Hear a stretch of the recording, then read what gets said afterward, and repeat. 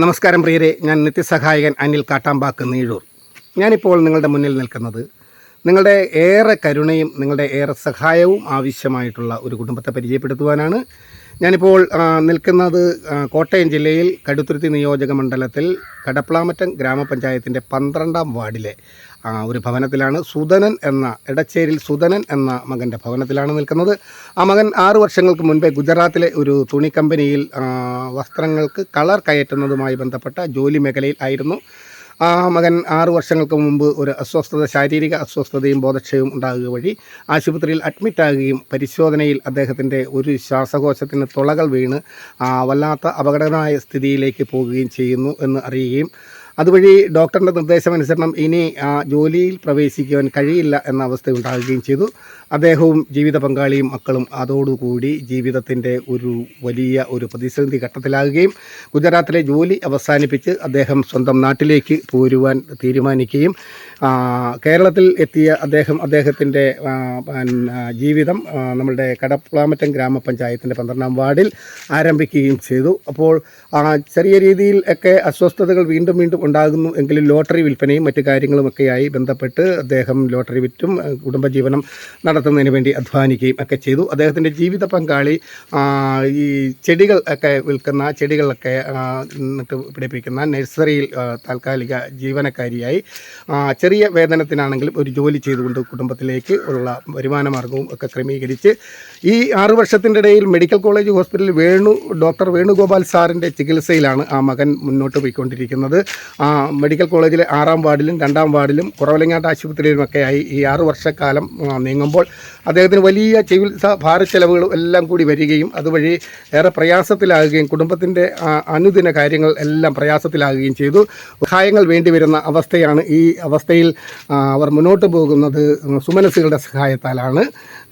ഇപ്പോൾ ആ മകന് ഒരു മാസം കറണ്ട് ചാർജ് അടക്കം ഉള്ള കാര്യങ്ങൾ, കറണ്ട് ചാർജ് തന്നെ വർദ്ധിതമായി 10,000 രൂപയോളം ഈ ശ്വസന സഹായ മെഷീൻ പ്രവർത്തിക്കുന്നത് കൊണ്ട് അധികമായി വരുന്ന കറണ്ട് ചാർജും എല്ലാം കൂടി ജീവിതം മുന്നോട്ട് കൊണ്ടുപോകാൻ ഏറെ പ്രയാസകരമായിരിക്കുന്നു. വരുമാന മാർഗ്ഗങ്ങൾ ഒന്നുമില്ല. അന്നേക്കുള്ള അപ്പത്തിൻ്റെ മാർഗം ഏതെങ്കിലുമൊക്കെ ആളുകൾ ദാനമായി നൽകുന്നത് അല്ലാതെ മറ്റൊന്നുമില്ല. മറ്റ് എല്ലാ മേഖലകളും സമസ്ത മേഖലകളും സുമനസ്സുകൾ ഏറെ സഹായിച്ചിട്ടുണ്ട്. 6 വർഷത്തോളമായി സുമനസ്സുകളുടെ സഹായത്താലാണ്, ചുറ്റുവട്ടത്തുള്ള ആളുകളുടെ സഹായത്താലാണ് മുന്നോട്ട് പോകുന്നത്. ആ കുടുംബത്തിന് വേണ്ടി നമുക്ക് ഒന്ന് കൈകോർക്കാം. ഞാൻ ഈ ആമുഖമായി പറഞ്ഞ കാര്യങ്ങൾ വളരെ വസ്തുതാപരവും സത്യവുമാണ്. നിത്യസഹായൻ ജീവകാരുണ്യ സംഘത്തിൻ്റെ പ്രവർത്തകർ അവരുടെ ഭവനത്തിൽ പോവുകയും ബോധ്യപ്പെടുകയും കുറവലങ്ങാട്ട് ആശുപത്രിയിൽ നിരന്തരമായി അഡ്മിറ്റാകുകയും അതുപോലെ തന്നെ കോട്ടയം മെഡിക്കൽ കോളേജിൽ നിന്ന് ചികിത്സാർത്ഥം എപ്പോഴും അവിടെ ചെല്ലുമ്പോൾ അവിടെ നിന്ന് റെഫർ ചെയ്യുന്നത് കുറവലങ്ങാട്ട് ആശുപത്രിയിലേക്കാണ്. ഡോക്ടർ വേണുഗോപാൽ സാറാണ് മെഡിക്കൽ കോളേജിലെ അദ്ദേഹത്തിൻ്റെ ചികിത്സകൾ ഇപ്പോൾ കിടപ്പായിട്ടുള്ള അവസ്ഥയിൽ. ഒരു ശ്വാസകോശത്തിൻ്റെ പൂർണ്ണമായ പ്രവർത്തനങ്ങൾ നിലച്ചിരിക്കുന്നു. 2ാമത്തെ ശ്വാസകോശത്തിന് രോഗം വളരെ കലശലായിട്ടുണ്ട്.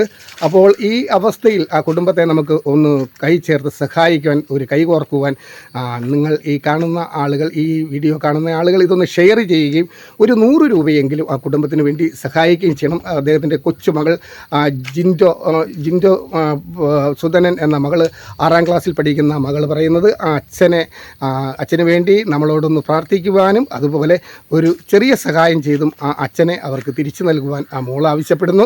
അദ്ദേഹത്തിൻ്റെ ജീവിത പങ്കാളി ഏറെ പ്രയാസപ്പെട്ടാണ് ഇപ്പോൾ കാര്യങ്ങൾ മുന്നോട്ട് കൊണ്ടുപോകുന്നത്. നിങ്ങളുടെ ഏവരുടെയും ശ്രദ്ധ ഈ വീഡിയോയിലേക്ക് ക്ഷണിക്കുന്നു. സുധനൻ എന്ന സഹോദരൻ്റെ വീട്ടിലേക്കുള്ള വഴിയാണ്.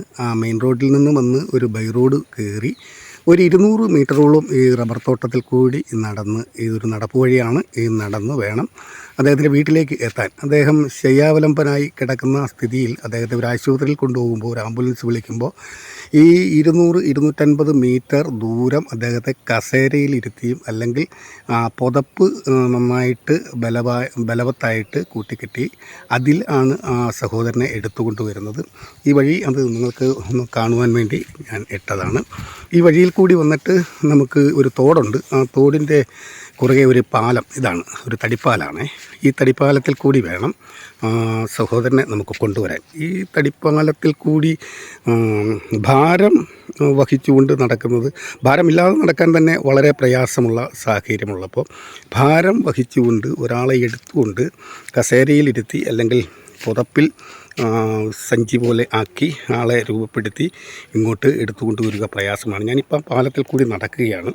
ഈ പാലത്തിൻ്റെ സ്ഥിതി വളരെ ദയനീയമായ സ്ഥിതിയാണ്.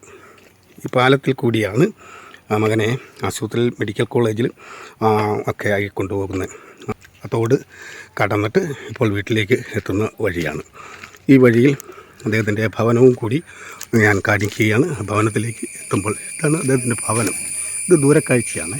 ഈ ഭവനം പടുതായിട്ട് മൂടിയിരിക്കുകയാണ്. നനയുന്ന സ്ഥിതിയുണ്ട്. രോഗിക്ക് കിടക്കാൻ പറ്റുന്ന എല്ലാവിധമായ സാഹചര്യാവസ്ഥയൊന്നുമില്ല. കാരണം ഓക്സിജൻ സിലിണ്ടർ, ശ്വസന സഹായ മെഷീൻ്റെ സഹായത്തോടു കൂടിയാണ് ശ്വസനവും മറ്റു കാര്യങ്ങളുമെല്ലാം നടക്കുന്നത്. ഞാൻ ആ ഭവനം ഒന്ന് കാണിക്കുന്നു. ഈ ഭവനത്തിൻ്റെ സ്ഥിതി നിങ്ങളുടെ ശ്രദ്ധയിലേക്ക് വരുവാൻ വേണ്ടി. ഈ ഭവനത്തിൽ കഴിയുന്ന ആ മകന് പരിതാപകരമായ സ്ഥിതിയാണ്. ഈ ഭവനത്തിൻ്റെ ഈ സാഹചര്യങ്ങൾ, പരിമിതമായ സാഹചര്യങ്ങളാണ് ഇപ്പോൾ. അടച്ചുറപ്പുള്ളൊരു ഭവനമല്ല. അത് മേളിൽ ഷീറ്റാണ് ഇട്ടിരിക്കുന്നത് കേട്ടോ. ആ ഷീറ്റ് കാര്യങ്ങൾ നിങ്ങൾ കണ്ട് കാണും. നമ്മളുടെ ശ്രദ്ധയിലേക്ക് കൊണ്ടുവരാൻ വേണ്ടിയാണ് ഞാനിപ്പോൾ ഈ ഇതിനെ ഒന്ന് കാണിക്കുന്നത്. ഇതാണ് നമ്മുടെ ആ സഹോദരൻ്റെ ടോയ്ലറ്റ്. ഇവിടെ പരിമിതമായ സൗകര്യങ്ങൾ മാത്രമുള്ള, അതും പിന്നെ വീട്ടിലല്ല തന്നെ, അവിടുന്ന് എടുത്ത് വേണം മലമൂത്രമൊക്കെ എടുത്ത് കളയണം, അല്ലെങ്കിൽ എടുത്തു കൊണ്ടുവരണം. ഇതാണ് ടോയ്ലറ്റിൻ്റെ സ്ഥിതി. എല്ലാം പോയി കിടക്കുകയാണ്. ഒന്നും ഇതിൽ നമുക്ക് ഒന്ന് സ്വസ്ഥമായിട്ട് സമാധാനപരമായിട്ടും ഒന്നും ഇരിക്കുവാൻ കഴിയാത്ത അവസ്ഥയുണ്ട്. ഇപ്പം നമ്മൾ ആ വീടിൻ്റെ വരാന്തയിലാണ് ഞാനിപ്പോൾ നിൽക്കുന്നത് കേട്ടോ. ഈ വീട്ടിലെ മകൻ്റെ കിടക്കുന്ന രീതിക്ക് നമുക്ക് നോക്കാം. ഇതാണ് സുധൻ എന്ന് പറയുന്ന മകൻ. ശ്വസന സഹായിയോട് കൂടിയാണ് ആ മകൻ ഇപ്പോളായി ഈ ഭവനത്തിൽ സ്ഥിതി ചെയ്യുന്നത്. മകൻ്റെ ഈ സ്ഥിതിയിലാണ് ആ മകൻ കിടക്കുന്നത്. ശ്വസന സഹായി ഇല്ലാതെ മുന്നോട്ട് പോകാൻ കഴിയാത്ത സ്ഥിതിയുണ്ട്. ഒരു ശ്വാസകോശത്തിൻ്റെ പ്രവർത്തനം പൂർണ്ണമായി നിലച്ചിരിക്കുന്നതാണ്. രണ്ടാമത്തെ ശ്വാസകോശത്തിൻ്റെ പ്രവർത്തനമാണ് ഇപ്പോൾ താൽക്കാലികമായിട്ടുള്ളത്. അത് ശ്വസന സഹായിയുടെ ശ്വസന യന്ത്രത്തിൻ്റെയും സഹായത്തോടു കൂടിയാണ് ഇപ്പോൾ ജീവിതം മുന്നോട്ട് കൊണ്ടുപോകുന്നത്. ഇവിടെ പരിമിതമായ സാഹചര്യങ്ങളിലാണ്. കറണ്ട് പോവുകയോ എല്ലാം ചെയ്തു കഴിഞ്ഞാൽ ഈ മെഷീൻ പ്രവർത്തിക്കാൻ കഴിയാത്ത സാഹചര്യമുണ്ട്. ഈ മെഷീനൊക്കെ ഓരോ സഹോദരങ്ങൾ വാടകയ്ക്കും പിന്നെ ചെറിയ രീതിയിലുള്ള സഹായം നൽകിയൊക്കെയാണ് എടുത്തു കൊടുത്തിരിക്കുന്നത്. അവരുടെ വീടിൻ്റെ സാഹചര്യങ്ങൾ ഇതാണ്. പരിമിതമായ സാഹചര്യമാണ്. ഇവിടെ മറ്റ് സാഹചര്യങ്ങളൊന്നുമില്ല. ഒരു വീട് എന്ന് പറയാനായിട്ട് വളരെ വലിയ സാഹചര്യങ്ങളൊന്നുമില്ല. ഇതാണ് അവരുടെ കിടപ്പുമുറിയും ജീവിത പങ്കാളി മക്കളുടെയൊക്കെ അവസ്ഥകൾ. കുഞ്ഞ് ഒരു കിച്ചണാണ്. കിച്ചണിൽ അവനോട് കിടന്നോട്ടെ. കുഞ്ഞ് കിച്ചണാണ്. ഈ കിച്ചണിൻ്റെ സ്ഥിതിയും ഒക്കെ കണ്ടില്ല. ഇതെല്ലാം ചോരുന്നതാണ്. ഈ ചോരുന്നത് പടുതയാണ് കേട്ടോ. മേളിൽ കാണുന്നതൊക്കെ അത് ചോരുന്നതാണ്. നന്നായിട്ട് ചോർച്ചയുള്ള ഒരു വീടാണ്. അടച്ചുറപ്പുള്ള ഭവനമൊന്നും അല്ല കേട്ടോ. അത് നിങ്ങളുടെ എല്ലാം ശ്രദ്ധയിൽ ഇതൊന്ന് വരാൻ വേണ്ടിയിട്ടാണ്. നമുക്ക് സഹോദരൻ്റെ ജീവിത പങ്കാളിക്ക് എന്താണ് പറയാനുള്ളതെന്ന് നമുക്കൊന്ന് ചോദിക്കാം. സഹോദരി, എത്ര നാളായിട്ട് ഇങ്ങനെ ഈ സഹോദരനെയായിട്ട് ആശുപത്രികളിൽ കയറി ഇറങ്ങുന്നു? 20 വർഷമായിട്ട് ശ്വാസമുട്ടലായിരുന്നു. പിന്നെ 5 വർഷമായി ഡോക്ടർമാർ പറഞ്ഞ് ഇനി ഒരു ചികിത്സയില്ല, ഒരു ലൈൻസ് പൂർണ്ണമായിട്ട് തകർന്ന് ഒരു ലൈൻസിന് കയറി പിടിച്ചിട്ടുണ്ടെന്ന് പറഞ്ഞ് ഒരു ലെൻസിനും കൂടെ ഡാമേജായി വരുന്നുണ്ടെന്നാണ് ഡോക്ടർമാർ പറഞ്ഞിരിക്കുന്നത്. 4 മാസമായി ഇതുപോലെ കിടക്കുകയാണ്. വീട്ടിൽ വെന്റിലേറ്ററും പിന്നെ ഇത് കോൺസെൻട്രേറ്ററും വെച്ച് കിടക്കണമെന്നാണ് പറഞ്ഞിരിക്കുന്നത്. പിന്നെ വെന്റിലേറ്റർ മാറ്റാൻ പറ്റത്തില്ല. അപ്പം ഞാനിവിടെ ഒരു ഗാർഡനിലായിരുന്നു ജോലിക്ക് പോയിക്കൊണ്ടിരുന്നത്. ഇപ്പം ജോലിക്ക് പോകാൻ പറ്റാത്ത അവസ്ഥയാണ്. ഞങ്ങൾക്ക് ഉപജീവന മാർഗത്തിന് പോലും ഒന്നുമില്ലാത്ത അവസ്ഥയാണ്. ഭക്ഷണത്തിന് പോലും പാകയില്ല. ഇപ്പോൾ ഞാനിങ്ങനെ നോക്കി നിൽക്കുക. കുഞ്ഞിൻ്റെ കാര്യമുണ്ട്. മെഡിക്കൽ കോളേജിലെ ഡോക്ടർമാർ പറഞ്ഞിരിക്കുന്നത് ഇനി ഒരു ചികിത്സയില്ല, ഇനി അങ്ങ് ചെല്ലണ്ടെന്നാണ് പറഞ്ഞ് വീട്ടിൽ മാത്രം കിടന്നാൽ മതിയെന്ന്. ഞങ്ങൾക്ക് വീടില്ല, ഞങ്ങളുടെ വീട് മൊത്തം പോയിരിക്കുക. ലൈഫ് പദ്ധതിയിൽ പോലും ഞങ്ങളുടെ വീട് ഉൾപ്പെടുത്തിയിട്ടില്ല. പിന്നെ പഞ്ചായത്ത് മെമ്പർ പറയുന്നത് ഇത് പുറമേ നിന്ന് നോക്കിക്കഴിഞ്ഞാൽ വീട് നല്ലതാണ്, അതുകൊണ്ട് ലൈഫ് പദ്ധതി പെടുത്തത്തില്ലെന്നാണ് പറഞ്ഞിരിക്കുന്നത്. എനിക്ക് മഴ വന്നു കഴിഞ്ഞാൽ ചോരുന്ന വീടാണ് ഇവിടെ. രോഗീനെ ഇട്ടുകൊണ്ട് കിടക്കാനുള്ള സാഹചര്യം ഇല്ല ഞങ്ങൾക്ക്. ഞങ്ങളെ സഹായിക്കണം. നിങ്ങൾ കേട്ടല്ലോ ആ സഹോദരി പറഞ്ഞത്, ഒരു ഗാർഡനിൽ ജോലി ചെയ്യുകയായിരുന്നു. ഡെയിലി ഒരു തുച്ഛമായ വേതനത്തിന് ഡെയിലി മരുന്നുകൾ പോലും വാങ്ങിക്കുവാൻ ഒരു 3500 രൂപ 4000 രൂപ മാസം ആകുന്നുണ്ട്. കറണ്ട് ചാർജ് അടയ്ക്കണം. ഈ വീട് നിങ്ങൾ കണ്ടല്ലോ, മോളുടെ വിദ്യാഭ്യാസം, പിന്നെ രണ്ടുപേരും ഒരാൾ കിടപ്പും ഒരാൾ ജോലിക്ക് പോകാൻ കഴിയാതെ ആ സഹോദരൻ നോക്കി ഇരിക്കേണ്ടി വരുന്ന സ്ഥിതിയുള്ളതുകൊണ്ട് അന്നത്തേക്ക് അപ്പത്തിൻ്റെ മാർഗം പോലും, ഉപജീവനത്തിൻ്റെ ആഹാരത്തിൻ്റെ മാർഗം പോലും കണ്ടെത്തുവാൻ കഴിയാതെ ഇരിക്കുന്ന അവസ്ഥയിൽ സുമനസ്സുകളായ ഈ നാട്ടിലെ ഏറെ ആളുകൾ, വിവിധ സംഘടനകൾ, വിൻസെൻ്റ് ഇപ്പോൾ അടക്കമുള്ള ഏറെ സംഘടനകളും ആളുകൾ സുമനസ്സുകൾ സഹായിച്ചിട്ടുണ്ട്.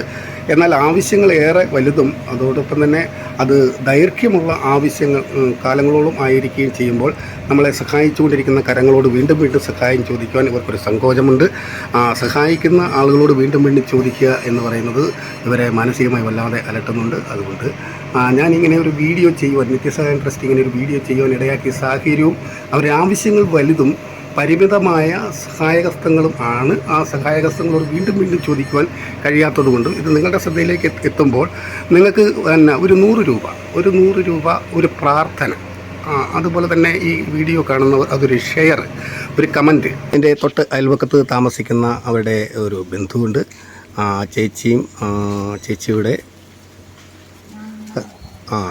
പിന്നെ ബന്ധുക്കളായിട്ടുള്ള സഹോദരങ്ങൾ ഇവിടെ താമസിക്കുന്നുണ്ട്.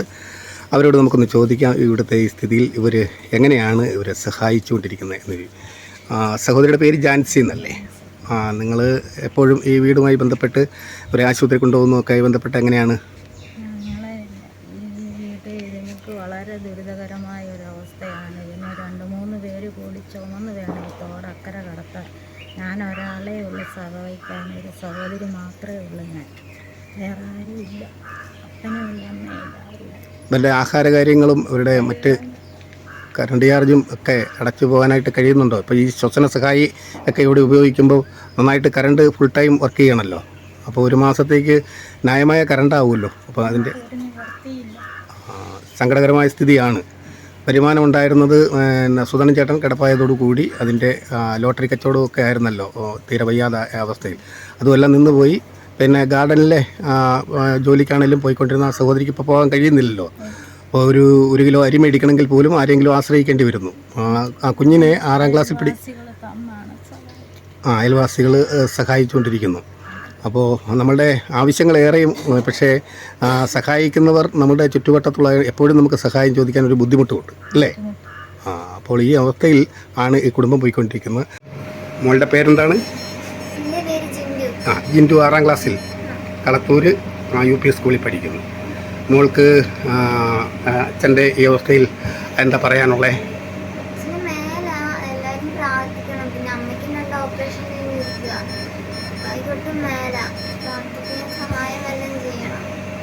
അപ്പം മോള് പറയുന്നത് അച്ഛന് വേണ്ടി നിങ്ങൾ പ്രാർത്ഥിക്കണം. നിങ്ങൾ കഴിയുന്ന ഒരു സഹായവും ഈ അച്ഛന് നൽകുമ്പോൾ ആ അച്ഛനെ അവർക്ക് കിട്ടും. അമ്മയ്ക്ക് 2 ഓപ്പറേഷൻ കഴിഞ്ഞിരിക്കുകയാണ്. ഓപ്പറേഷൻ വേണം, യൂട്രസ് 2 മുഴയാണ്. ഓപ്പറേഷൻ വേണമെന്നാണ് ഇപ്പോൾ ഡോക്ടർമാർ പറയുന്നത്. അപ്പം മോളുടെ അഭിപ്രായത്തിൽ ഞാൻ ഈ മാമന്മാരോട്, ഇത് കാണുന്ന മാമന്മാരോടും ആൻറ്റിമാരോടും ഞാൻ റിക്വസ്റ്റ് ചെയ്യുകയാണ്, നിങ്ങൾക്ക് കഴിയുന്ന ഒരു സഹായം, ഒരു പ്രാർത്ഥന ഈ സഹോദരന് വേണ്ടി, സുധനന് വേണ്ടി ചെയ്യുമ്പോൾ ഈ മകളുടെ ഒരു യാചനയായ അച്ഛനെ തിരിച്ചു നൽകുക.